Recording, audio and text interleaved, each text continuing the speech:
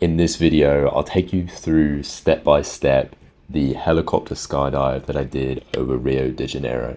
So I was doing it with an instructor called Leo. Looks a little bit like Vin Diesel. You can't see it at this angle, but he was awesome, super high energy. There was a little bit of a language barrier, but to be honest, at the end of the day, it was quite a straightforward skydive. We also did a little bit of practice in the door before we jumped out.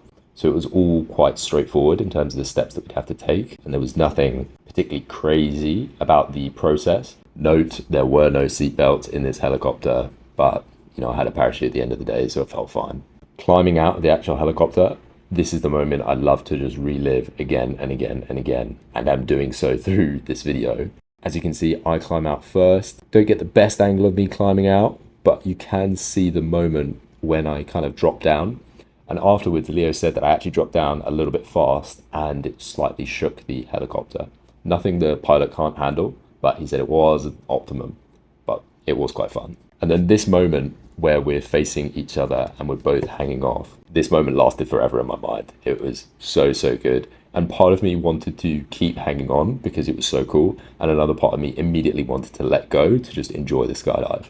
The views are something else. And you know what? I wish I'd actually captured more of it with my hand camera, but embarrassingly, it wasn't actually turned on. Thankfully, I did turn it on before the actual jump, but on the way up, I thought it was filming and it actually wasn't. And then we did this synchronized heel tap to signal to each other that we'd both let go. Leo is significantly heavier than me. In this video, I'm about 75 kilograms. Yeah, he's probably like 95. So he fell so much faster than I did. I wasn't blown about a huge amount and it was quite easy to get stable. I could have gotten stable faster, but I didn't. I see that he's falling so much faster than I am. So I tried to do a bit of a speed fall to catch up with him. Although the other skydiver is also just to my right. So there was no real need to catch up with him. And when I tried to go a bit faster, I actually kind of unbalanced myself a little bit. This is a great angle from Leo as he's coming down. This wasn't as high as most skydives, but we went up to 9,000 feet, whereas like most skydives are 12,500 feet, sometimes 15,000 feet, depending on the location. We come together, we then wave off, a track to the left, a track, possibly a little bit too long, but, tracked away to get distance and then pull. This was a slightly smaller parachute than I'm used to, so gripping for the handle, although I practiced it, it was a bit more of a reach than normal. But, pulled, checked the canopy, absolutely fine. Did a practice flare as the camera goes down to my crutch.